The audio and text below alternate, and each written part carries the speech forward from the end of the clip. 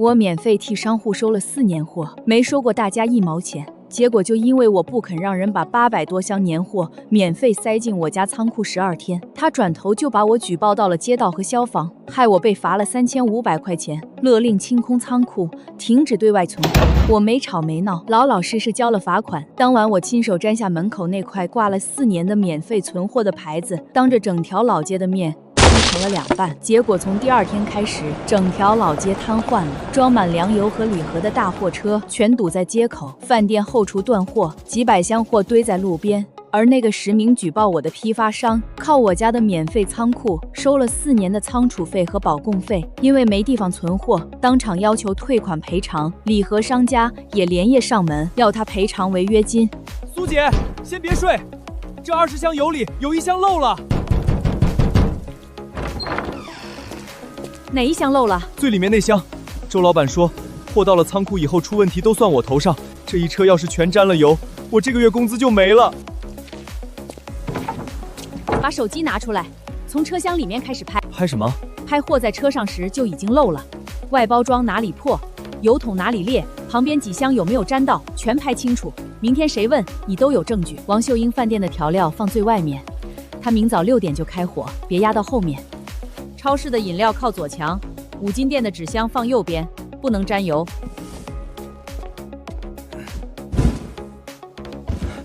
苏姐，今晚多亏您，要不是您把情况写清楚，周老板肯定让我赔这一车。你签个字，我也签一个，明天让周志强自己处理破损货，不能扣你的工资。妈，您腰都直不起来了，还搬这么多货？马上就搬完了，你回去睡。他们又是半夜送来的。周老板说这里是志强商贸的老街中转仓，他说24小时都有人收货。什么中转仓？就是这个仓库啊，我们批发部的送货单上一直这么写。周老板还说老街里的货都先送到这里，您负责登记和保管。妈，咱家仓库什么时候成他的了？他还写了专人看管夜间签收、破损登记，这些不都是您干的吗？苏姐，您不是周老板雇的仓管？玉华，仓库里的散货今天全清出去。为什么？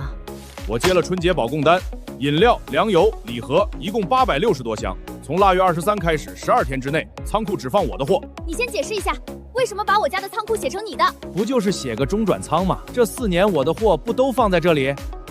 以前是临时帮忙，不是把仓库给你做生意。有什么区别？没有我的货，你这仓库放着也是空。再说，我已经该把仓库写进合同了，合同已经签了，这次你不能说不借，白纸黑字都签了，860箱年货必须进这个仓库。你和谁签的？我和老街商户签的供货合同。合同里写的是谁家的仓库？志强商贸清河老街中转仓。这4年我的货一直放这里，写上有什么问题？问题是这仓库不姓周。我给整条老街送货，也给你家带生意。没有我的货，你后院空着也是空着。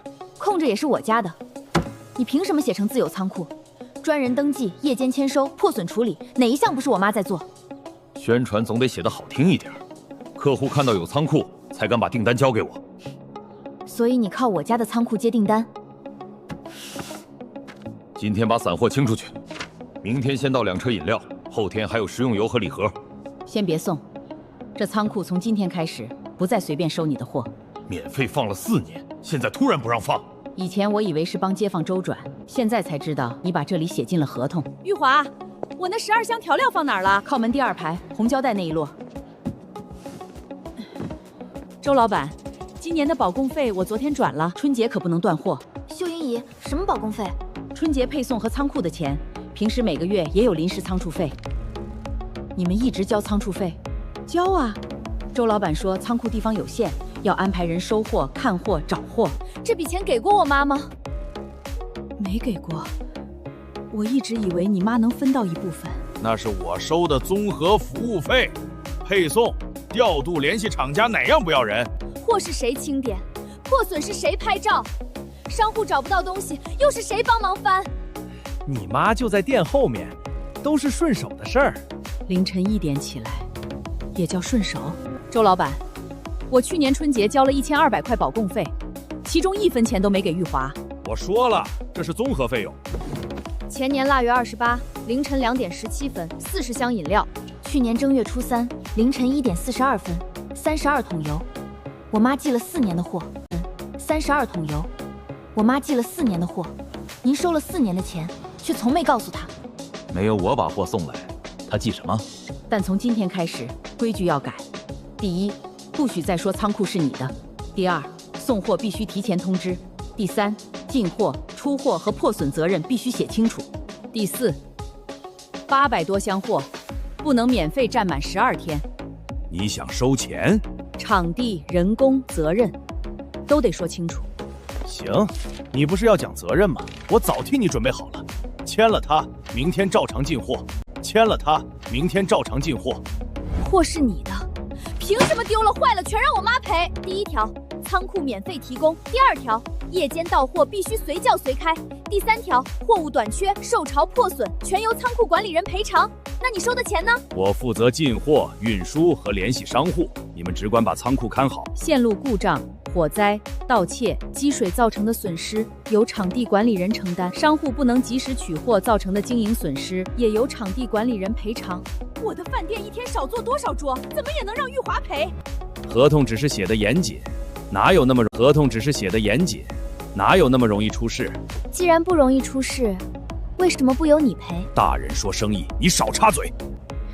安宁说的没错，你觉得没风险，就写你负责。货进了你家仓库，出了问题不找你找谁？仓储费进了你的账户，为什么不找你？这里为什么还要安宁签字？我寒假还要复习，凭什么替你数800多箱货？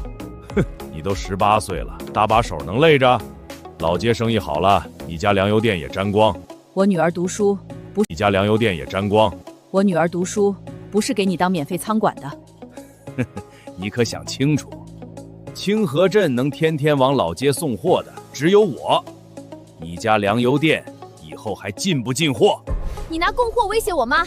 我只是提醒，没有我的货，你们这些小店撑不了几天。我用一间空仓库也是在帮你们。去年1年，我凌晨开门206次，替你登记1000多批货，处理70多次破损，这些也是你在帮我。过去的账别翻了，现在最重要的是……这些也是你在帮我。过去的账别翻了，现在最重要的是春节供货。你们真想为了这点小事让整条老街断货？合同是你签的，仓库是你承诺的，谁承诺谁负责。这860箱货，我1箱也不接。这份者莫说，我更不会签。免费收了4年，现在跟我讲规矩。以前是我没算清，从今天开始算清了。你拍什么？你们不是要讲规矩吗？我就让懂规矩的人来看看，让懂规矩的人来看看。妈，他肯定要举报。该查就查，真有问题我们就改，但不该我们承担的责任，谁也别想再推过来。谁是仓库负责人？仓库是我的。真是你举报的？我只是正常反映安全问题，有没有问题查过才知道。先检查现场，无关人员不要影响工作。这门平时能正常使用吗？货少的时候能，最近临近春节，少的时候能。最近临近春节，送来的东西多，就临时放了几箱。紧急情况下，临时放1箱也可能影响疏散。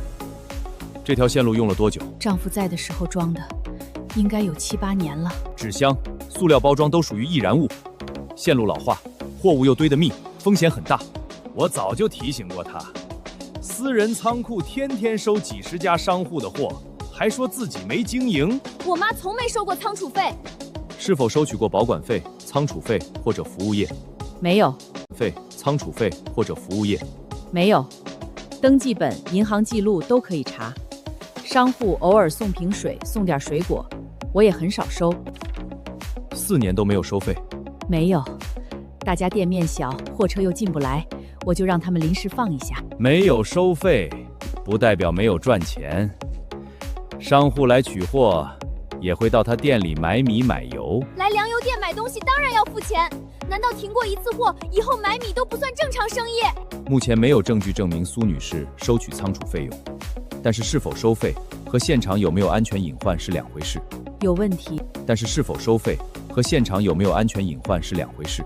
有问题，你们直接告诉我，该怎么改我就怎么改。现场存在几个问题：第一，货物堆放过密，侧门疏散通道被占用；第二，照明线路老化，需要重新整理；第三，纸箱、酒水、食用油等货物没有按要求分类；第四，集中存放多家商户商品，却没有明确的责任登记和安全管理制度。需要怎么处理？立即停止对外集中存货，现有货物限期清出，完成线路、消防、通道和分类整改以后再申请验收。在整改完成之前，不能继续收货。那罚款呢？因现场存在违规堆放和疏散通道被占用，罚款3500元。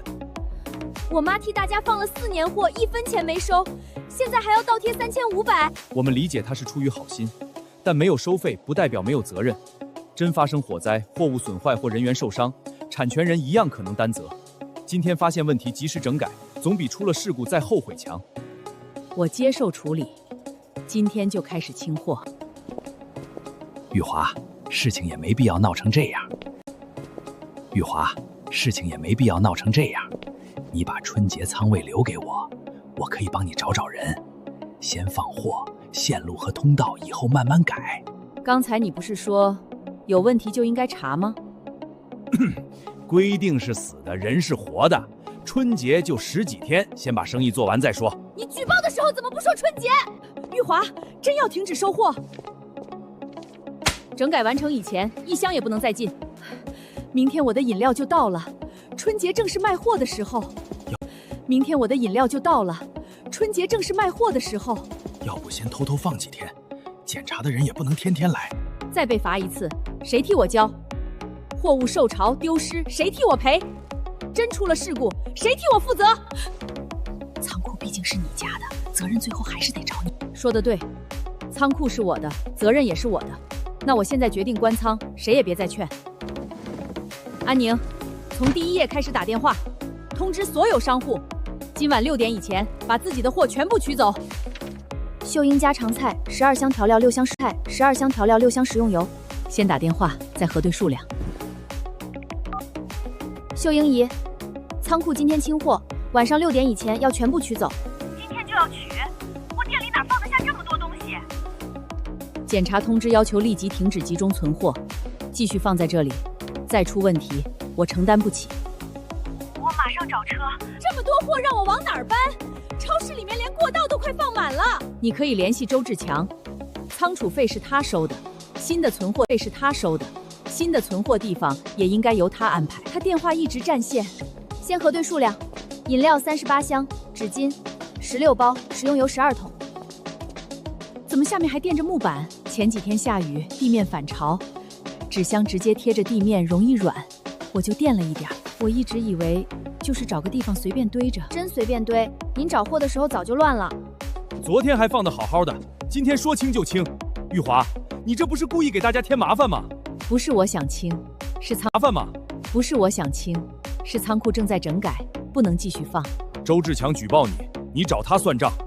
我们的货又没得罪你。你们的货没得罪我妈，可真出了事，你们愿意替她赔吗？您的货一共23箱，入库时2箱外包装有凹痕，我拍过照片，现在当面再检查一次，确认没增加损坏，您再签字。数量没错，确认以后签在这里。今天出库以后，再有损坏就不能算仓库的。刚才我说话急了，可突然清仓，大家确实不好安排。所以以后更不能只靠一间私人仓库。今天是被罚款，真等到着火丢货，再说什么都晚了。这是最后一次交接，更要说清楚。唉，店里实在放不下，只能先搬到我家客厅。玻璃瓶的调料别压在下面，这2箱瓶口松，搬的时候慢一点。玉华，上午那句话是我说错了。哪句话？我说仓库是你家的，责任当然应该你担。我只想着饭店不能断货，没想过你真赔不赔得起。现在想明白也不晚，赔得起。现在想明白也不晚。周志强收的保供费，我会找他要说法。仓库整改的钱不能让你一个人白出，罚款是我交。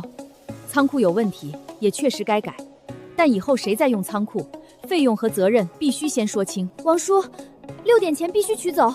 店里正忙，晚1个小时不行吗？不行，最后1箱也不能留下。妈，这里是我的补习费，3500块，您先拿去交罚款。拿回去。店店里刚进了货，您还要改线路，这钱本来就没赚到，凭什么还让您倒贴？凭什么还让您倒贴？以前免费替大家存货是我自己答应的，没有把人情和责任分清也是我的问题。这次罚款是买个教训。可周志强才是利用仓库赚钱的人，他的账会有人找他算，你的钱只用来念书。3500块，妈交得起，以后不再替别人免费填窟窿，就不会一直交这种冤枉钱。还留着吗？不留了。以前我总觉得仓库空着也是空着，现在才明白，地方空着也是空着，现在才明白，地方可以空着，责任不能乱放。周老板，800多箱货全到了，苏姐的仓库锁着，这些货到底卸到哪儿？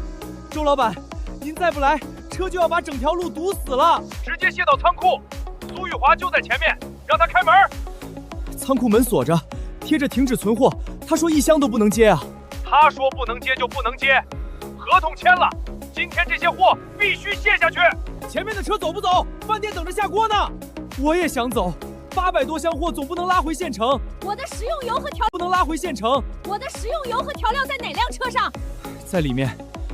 前面压着别的货，不卸完拿不出。那就赶紧卸呀！卸到哪儿？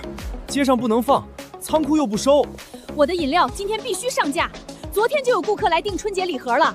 先堆路边，晚点再搬。昨天刚因为占通道被罚，现在还要把几百箱货堆到路边，那总不能一直放在车上。苏玉华，把舱门打开。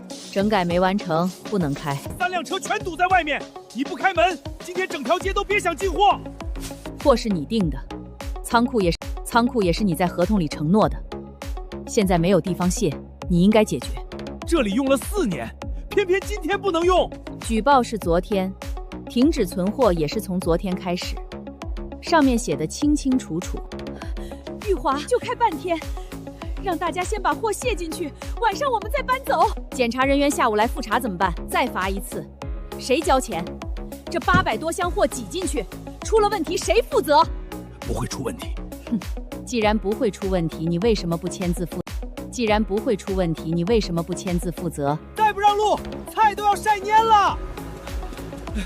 我的包装袋还在第3辆车上，中午就要用，能不能先找出来？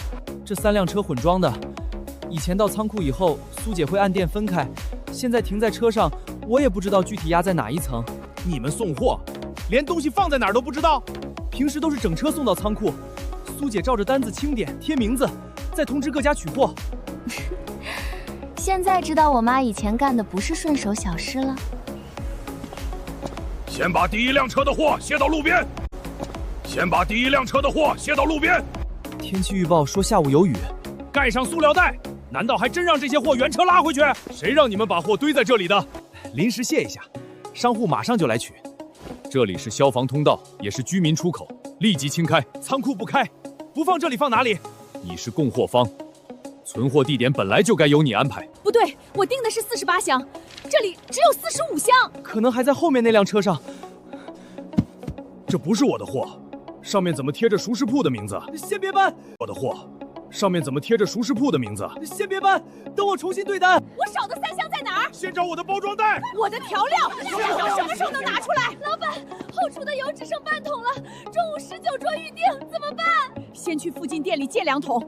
都问过了，大家今天的货也没送进去。我交了保供费，你答应春节不断货，现在我的调料和油全压在车里，怎么做菜？要不是苏玉华突然关仓，能出这种事儿吗？我没有突然关仓。这种事儿吗？我没有突然关仓。昨天所有人都知道，整改期间停止存货。你明知道仓库不能用，还是让3辆车照常送来。我以为你顾全老街生意，最后肯定会开门。所以你没有准备仓库。不是我让老街断货，是你把别人的仓库当成自己的，根本没给自己留后路。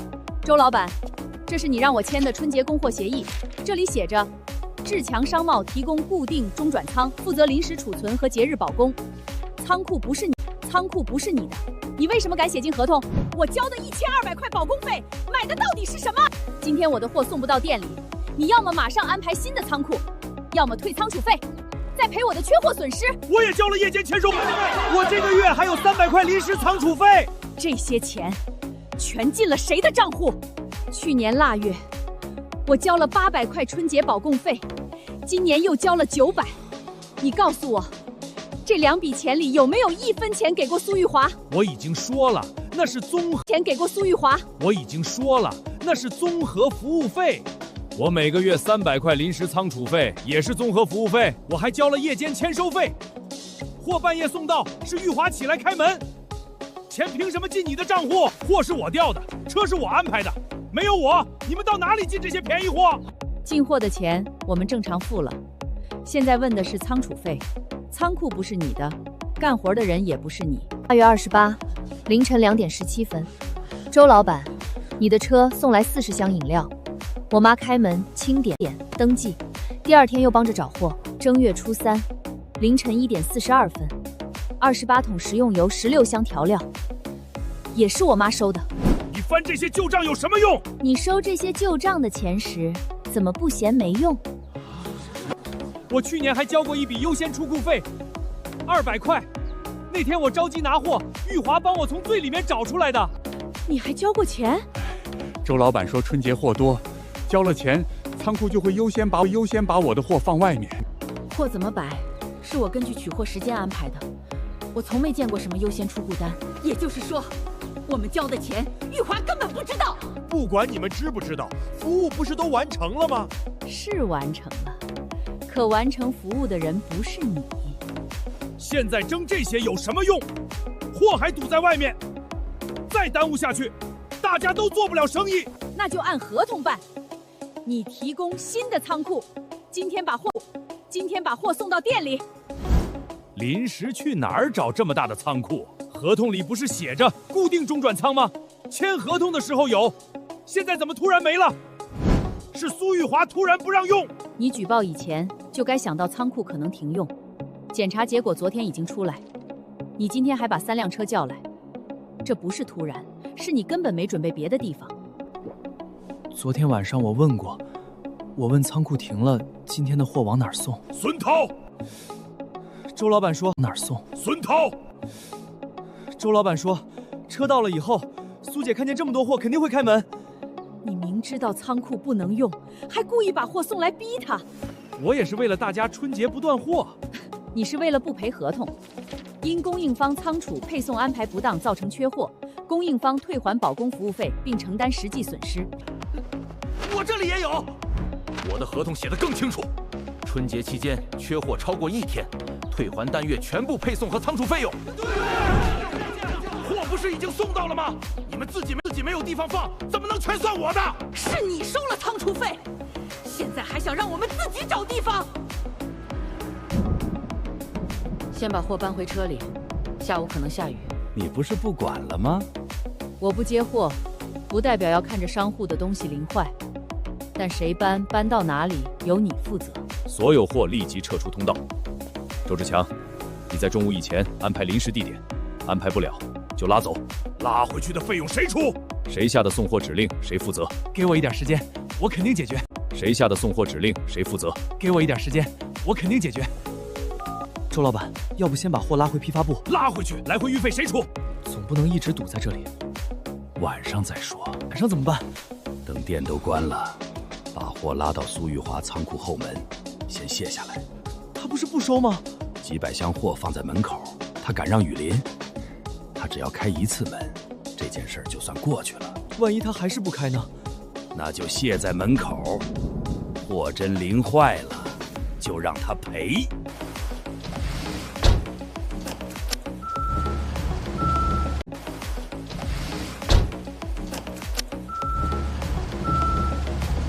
妈，是孙涛的车。先别开舱门。谁让你来的？周老板让我把这车货送到老街中转仓。这个章从哪儿来的？一直放在批发部，以前送货周老板让我直接盖。我们家从来没有刻过这个章，你们用我妈的名字签收了多少货？我不知道，我只负责送货。仓库正在整改，我没有同意收货，也不会签字，货不能卸。可周老板说今晚必须卸下来。车明早还要去县城拉第2批货，那就让他安排别的地方。周老板，苏姐不同意收。把电话给他。苏玉华，你到底想闹到什么时候？整改通知没有作废，这个仓库今晚不能收货。几百箱货已经拉到门口了，难道还要远车拉回去？车是你安排的，地址也是你写的，应该怎么处理，你自己决定。这批礼盒要是淋坏，商户的损失你赔不起。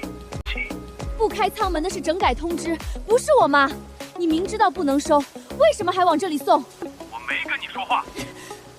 他问的也是我要问的，货不能卸。孙涛，卸货。周老板，这里没人签收。先卸到仓门口，他不敢看着货淋坏。可门口不是我们的地方。你还想不想干了？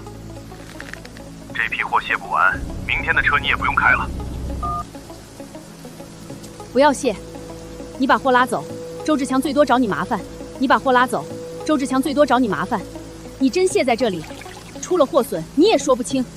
苏姐，我家里还有2个孩子，工资已经压了1个多月，这份工作丢了，我连过年的钱都拿不到。你可以把周志强的命令保存下来，别替他承担不该承担的责任。苏姐，对不起，我只能照他说的做。把仓库监控、后巷监控全部备份，送货单、时间、车牌一样不能少。已经开始录了。周主任，有人在整改期间强行往我家仓库门口卸，货，我没有签收，也没有同意，麻烦您过来处理。真要全卸吗？老板让卸。先把礼盒搬到雨棚下面。这里是居民通道，尽量留路。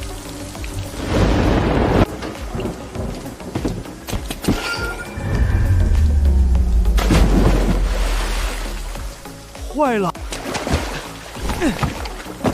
先拍照，别再搬了。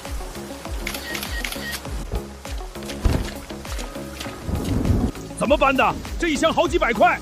雨太大，地上又滑。这一箱好几百块。雨太大，地上又滑。要是他肯开门，货能淋坏吗？是你强行让人卸的。明天有人问，就说货到了以后，苏玉华故意不开门。这批东西淋坏，全是仓库没有及时收货。可他已经说了不收。你想替他赔？听我的，这批货就能算到他头上。全部停下！谁允许你们在私人仓库门口卸货？这是志强商贸长期使用的中转仓，我们正常送货。仓库已经停用，送货地址是他自己写的，这个代收章也不是我的。没有场地是他自己写的，这个代收章也不是我的。没有场地所有人同意，又没有有效签收，立即停止卸货。已经卸下来的货，谁送来的？谁负责运走？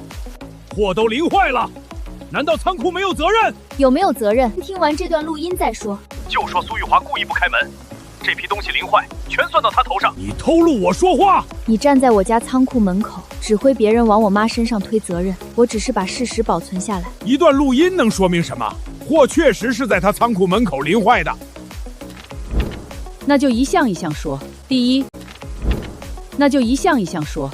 一，仓库正在整改，通知上写明验收完成以前停止对外存货，你昨天就知道，对不对？第二，门上贴着停止存货，你的人来时仓门也是锁着的。锁着不代表不能临时开。谁答应给你开了？第三，送货单上没有我妈的签名，这个所谓的代收章也不是我们家的。苏玉华，你以前是否使用过这个章？没有，我过去收货都是在登记本上手写。这枚章平时由谁保管？在登记本上手写。这枚章平时由谁保管？你想好了再说。谁也不许威胁证人。问你什么，你就如实回答。章一直放在批发部办公室，有时候周老板让我盖，有时候是前台盖。我妈知道吗？孙涛应该不知道。以前周老板只说，老街的货都送这里。什么叫应该不知道？你一个司机懂什么？我是不懂，可今晚苏姐从头到尾都说不收，是您让我卸的。孙涛，你是不想干了？你只说事实，工作上的事可以以后再解决，但今天替别人说一句假话，以后这批货真要赔钱，你也脱不了责任。我说实话，下午我就问过周老板，仓库停了，货往哪儿送？他让我晚上拉过来，还说先卸下来。苏姐不敢看着货淋坏。你胡说！我有工作群消息，晚上9点以后送，先卸到后门，他不开门就把货放外面。送货地点明知停用，仍然强行卸货，货损责任不可能由仓库产权人承担。可他以前一直收我的货，以前收，不代表永远都收。昨天已经明确停止，你不能拿过去的情分替代今天的同意。周老板，我交了保供费，你没有仓库，还下雨天强行卸货。要不是苏玉华不开门，货不会坏。人家已经停止收货，你自己把货拉来逼司机卸，这还能怪他？你们现在都向着他。我向着谁不重要，谁收了钱，谁就该负责。合同里写着，进入中转环节后的货损由志强商贸承担。现在货还写着，进入中转环节后的货损由志强商贸承担。现在货还没交给商户，也没有有效签收，这笔损失你赔。这个代收章就是签证明。未经授权的章也能算证明？印章来源需要进一步核实。今晚的货先停止搬运，已经卸下来的由送货方负责重新装车。重新装车又要人工费，是你下令卸的，费用自然由你承担。周老板，今晚的卸货费还没结，先干活，少不了你的。装下来算一次，现在重新装回去，还得再算一次。还有上个月的工资，您一直说下周发，现在是说货的事儿。我也是在说货，今晚是您让我卸的，出了事不能扣我的工资。你收了我们这么多费用，连司机工资都没发。先把货装回去，责任可以明天继续查，再淋下去，损失只会更大。妈，这不是我们的货，不是我们的责任，但能少坏一箱，就少一份损失。我帮忙盖雨布，不代表我接收，所有货物仍由你负责。这一点现场所有人都可以证明。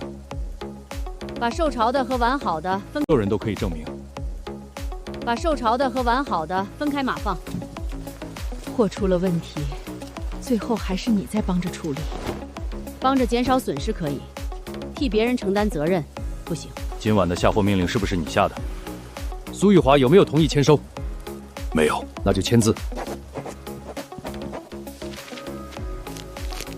受潮礼盒的损失明天核价，还有仓储费和保供费也要重新算。不只是我们两家，整条老街交过钱的商户都该是我们两家，整条老街交过钱的商户都该一起把账查清。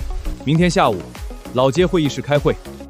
私人仓库不能再继续用，商户的货也不能一直堵在街口。这一次，老街必须拿出一个正式中转方案。正式中转方案是什么意思？重新找场地，公开定规则，谁有能力管理，谁来负责。今天只商量一件事，以后商户的货存在哪里，谁来管理，费用怎么承担，没必要搞得这么复杂。苏玉华把后院整照好，继续收货就行。继续免费替你收。我说的是老街需要。仓库可以整改，但以后只放我粮油店自己货。那我们怎么办？店面就那么大，春节的货根本放不下，大货车进不了老街，没有中转点，东西只能堵在街口。老街东口有一座废弃供销社，后院有200多平方米，货车也能从后巷进入，可以做公共中转仓。那就用供销社。可以用，但先把账说清楚。场地租金、线路改造、消防器材、货架、监控、搬运人工、夜间值班、水电，这些得多少钱？水电，这些得多少钱？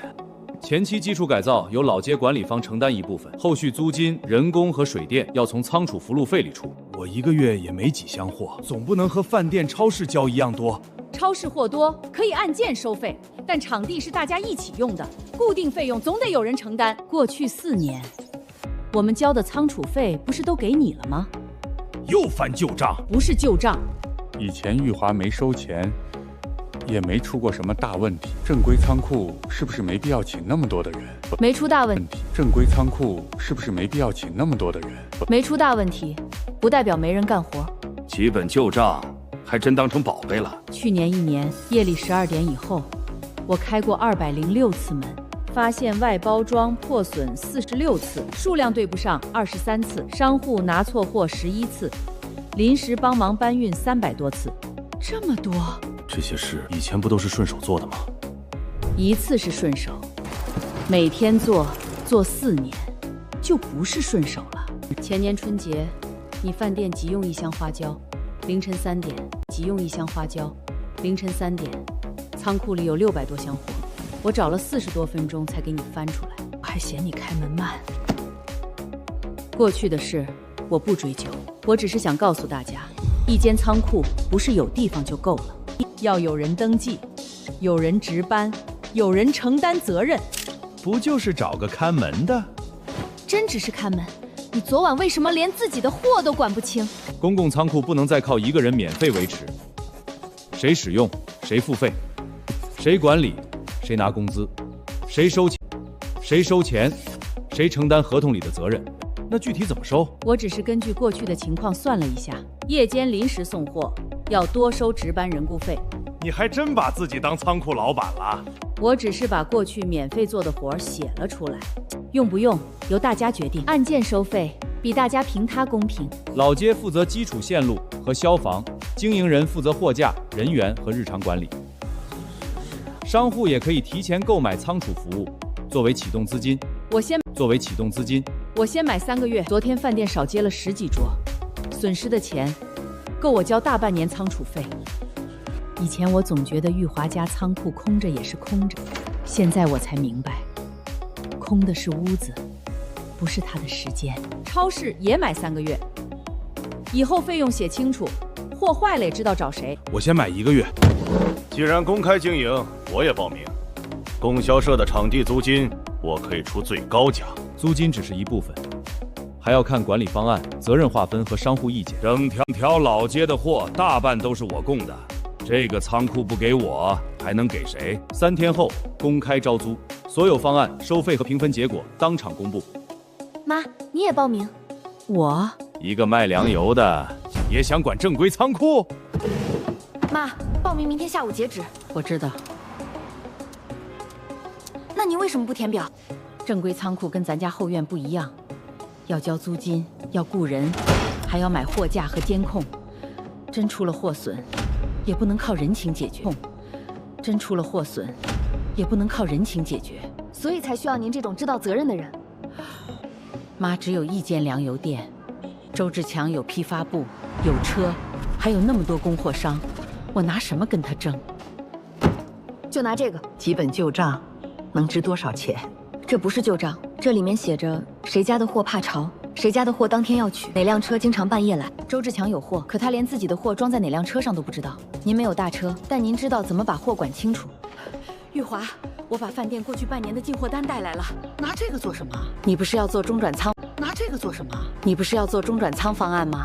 我把饭店每个月大概有多少货，几点取，都给你写出来。我还没决定报名。那就现在决定。周志强真拿到仓库，他肯定先放自己的货，我们以后还得看他的脸色。超市愿意提前交3个月仓储费，只要收费公开，货损责任写清楚。你们真愿意先交钱？以前钱也没少交，只是交错了人。我货不多，按件收费的话，我也能先买2个月。妈，您看，我也能先买2个月。妈，您看，不是只有我们想做，老街的人也需要一个真正管货的人。做可以，但不能再像以前一样，谁一句有急事，我就半夜起来，谁说货放不下，就一直往里塞。当然不能，该收费就收费，该预约就预约。第一，仓库必须分区，粮油、饮料、纸箱、日用品不能再混着放，易碎品也要单独放。第二，当天取的货放外侧，过夜货放里面。谁家50箱以上，必须提前1天预约。半夜突然到货怎么办？提前说过，可以安排夜班，没通知就送来。值班员可以拒收。拒收会不会得罪供应商？不拒收，出了问题谁负责？规矩不能只在没生意的时候管用。还要入库拍照，包装本来就有破损，必须现场写清楚。对，出库也要签字。离开仓库以后再出现损坏，不能回来找仓库赔。以前少1箱，大家全靠嘴说。大货提前预约，入库当面清点，货物分区摆放，夜间单独收费，超期存放通道增加费用，未经登记不得自行取。货物分区摆放，夜间单独收费，超期存放通道增加费用，未经登记不得自行取货。还有一条，任何一家批发商都不能长期占掉1半仓位，不然仓库又成周志强一个人的了。周主任让我先去供销社看看，你们要真报名，得知道那边怎么改。主线路还能用，照明要重新做，货架不能贴墙，地面要铺防潮板。消防改造大概要多少钱？线路改造、照明系统、防潮处理，还有消防器材。货架、监控、照明，再加上人员薪资，前期投入不小。老街负责基础线路和消防器材，场地前3个月租金可以缓交，但货架、监控和日常人员要经营者自己解决。听见没有？真做仓库是要花钱的，不是在本子上写几个数字就行。至少我妈知道钱该花在哪儿。你们有钱买货架吗？有钱雇夜班吗？别到最后拿下场地，连门都开不起来。超市先买3个月仓储服务，饭店也先交3个月。我按件预购，目前已经有8家商户愿意预购，货架厂家也可以分期。你还缺什么？缺一张。货架厂家也可以分期。你还缺什么？缺一张报名表。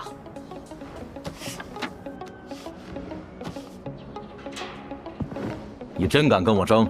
不是跟你争，是老街需要一个能把货管明白的人。几本破账也敢叫管理经验？是不是废纸？评审的时候再说。场地租金我比其他人多出1倍，整条老街1半以上的货都由我供应，仓库交给我，货源不用愁。你要求长期保留1半仓位？我的货最多，当然要优先。其他批发商的货呢？有空位再批发商的货呢？有空位再进。这是老街中转仓，不是你家的批发仓。没有我的货，你们建仓库做什么？货物损坏由仓库经营人承担，你作为供货方不承担保管责任。货进了仓库，自然由仓库负责。还是钱你收，责任别人担。你说自己有4年老街仓储经验，过去使用的仓库属于谁？长期合作场地，产权属于谁？苏玉华。货物是谁登记的？苏玉华。夜间叫货是谁开门？也是苏姐。破损、少货和错货，苏姐。破损、少货和错货由谁处理？一直都是玉华。也就是说，场地不是你的，登记不是你做的，夜间值守也不是你。你所谓的4年经验，只是把货送到别人家。可客源都是我带来的。今天凭的是仓库管理，不是谁供货多。以前的仓库有问题，通道被占，线路老化，货物分类也不规范，这些责任我认。所以新仓库必须改，入库拍照，出库签字，粮油、饮料、易碎品分区，50箱以上提前预约，50箱以上提前预约，任何人的货都不能堵住消防通道。已经有8家商户愿意预购。是真的，我们愿意付钱买服务，但收费和责任必须公开。苏玉华在管理经验、责任划分、商户支持和方案可行性4项中排名第1。供销社中转仓3年经营权归苏玉华。妈，您拿到了。我出的租金最高。仓库不是谁钱多就给谁，谁能把货管清楚才交给谁。拿到场地不算本事，才交给谁。拿到场地不算本事，我倒要看看仓库收费以后，还有几个人愿意把货交给你。愿不愿意，他们自己选。但从今以后，不会再有人靠别人的免费劳动挣钱。先核对订单，再卸货。车上有60箱饮料，先给我卸。今天没有志强商贸的预约，我的货还要预约。50箱以上，提前1天登记。哼，仓库刚开门就想给我立规矩？不是给你立，所有人都一样。规矩？不是给你立，所有人都一样。左边还有空位，先放进去，手续以后补。那是今天到货商户的预留区，你的货现在卸，后面预约的人就没地方放。空位置宁愿留着，也不肯挣钱。收了别人的预约费，就要给别人留位置。玉华，我多进了8箱调料，今天能取走吗？后天才用。过夜区只剩4个位置，多出来的8箱只能送临时周转点。王秀英啊，就8箱，挤一挤不行吗？挤进去就会占通道，就会占通道。你上午才说以后按规矩来。行，我送周转点儿。这2箱只是放1晚，也要收费？要占肠位，也要登记看守，费用标准门口已经公示。以前在你家可不收钱。以前我被罚了3500，现在有人值班，有监控，也有责任记录。以前这些活都是你一个人干，所以以前的办法不能再继续。我已经交了600块，为什么不给我安排固定仓位？这不是中转仓开的。收钱的人说这是春节内部仓位，交了钱不用预约，随时都能进。这600块是你收的？这600块是你收的？我只是替客户提前协调。仓位不是你的，谁允许你对外卖内部位置？钱是志强商贸收的，可他告诉我这里有他的固定仓位。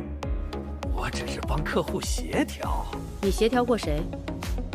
仓库没有收到申请，也没有收到这600块。不就是10平方米位置吗？里面明明还有空位。剩下的仓位已经有人预约。那我的货怎么办？您先把付款记录保存好。仓库不能用假收据挤掉正常预约，但谁收了钱，谁必须给您退款。我交了500块夜间随到随收，我交了800块春节保供费。同一个仓位编号，卖给了3个人。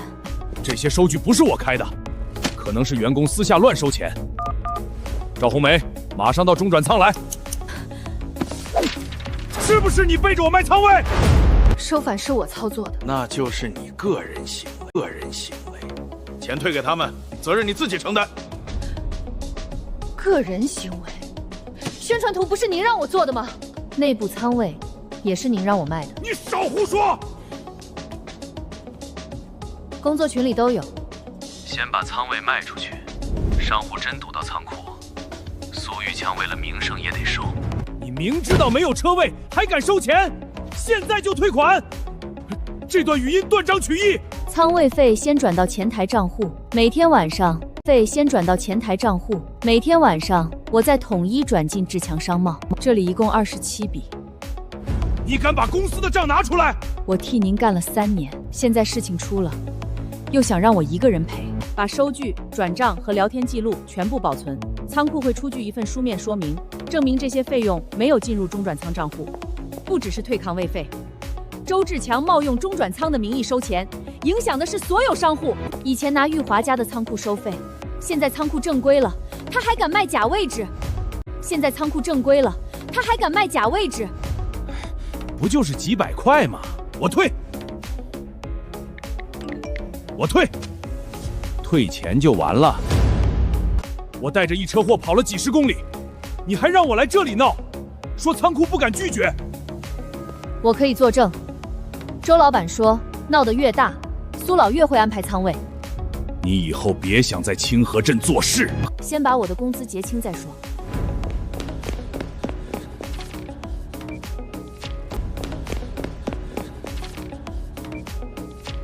虚假仓位立即停止出售，已经收取的费用全部退回。中转仓也会向所有商户公布唯一收款账户。以后预约、收费、退款只认公示账户，任何拍发商和个人都无权代卖仓位。我出3倍价格，给我留1/3长期仓位。正常预约可以，长期包仓不行。3倍也不行？仓包仓不行。3倍也不行？仓位可以买，规矩不能买。 3倍价格，1/3场位，我一次签3年，只要你点头，仓库以后不缺收入。你的货可以正常预约，固定包下1/3不行。我出的钱比别人多，多占一点仓位有什么问题？这间仓库是整条老街的中转仓，不是谁钱多谁就能把别人挤出去。做生意不看钱看什么？看规矩。去。做生意不看钱看什么？看规矩。仓位可以买，顺序不能买。你可以买服务，不能把规矩一起买走。你迟早会后悔。过夜区已满，没有预约的货暂时不要卸。玉华，饭店临时多接了几桌，这些货放一晚，明早我就取。您今天没有新增预约？那边不是还能放吗？那里是应急通道，就一晚上，明天一早肯定搬走，不能放。一早肯定搬走，不能放。我也是第一批支持你的人，这点忙都不能帮。正因为你支持我，我更不能让你带头破例。今天你放8箱，明天别人就会问，为为什么他的80箱不行？以前你不是这样的。以前我什么都答应，结果仓库被罚，责任全落在我头上。现在按规矩办，是为了让大家都能安心用。看见没有？仓库一收费，连自己人都不认了。那我的货怎么办？街口还有临时周转点，只放1晚，明早第一怎么办？街口还有临时周转点，只放1晚，明早第1班车可以送过来。行，按规矩来。我有点喘不上气儿。别动，先坐下。通道全部让出来。幸亏你没答应我。通道空着的时候看起来像浪费，真正有事儿的时候，它就是一条救人的路。以后谁也不能往这里放货。志强商贸60箱饮料，预约时间是明天下午。今天满仓不能入库，就不能提前1天。明天下午，今天满仓不能入库，就不能提前1天。不能。我愿意加钱。你出10倍，今天也没有位置，后面的车不能插队，应急通道更不能占。我们都按预约走，你也一样。没位置就明天再来。先把车开回去。48箱饮料，数量全对。您再检查一下外包装，确认无误以后，在这里签字。以前从你家搬货，拿起来就走，现在多了这些手续，反而更放心。不是手续越多越好，是每一步都要有人负责。我的调料已经预约好了，明天下午到，不早来也不插队。这次记住了，忘不了到，不早来也不插队。这次记住了，忘不了。今天入库126箱，出于98箱，数量和订单全都对上了。辛苦了。后半夜我在这里，您回家休息，不用再守着。苏姐，志强商贸20箱食用油，预约时间数量都对，先检查外包装。这次货没问题吧？装车前检查过，进仓以后还要再拍一次。按流程办。妈，录取通知书到了。真的？妈，要不我还是在本地读吧，外地学费、住宿费都高，我留下还能帮您管仓库。仓库已经有人值班，也有人登记，妈不需要你留下替我守门。可您一个人，妈把这间正规仓库做起来，不是为了把你拴在这里，是为了让你能放心走出去。那您以后不能再什么都自己扛。不扛了，该找值班员找值班员，该找搬运工找搬运工，该谁负责就让谁负责。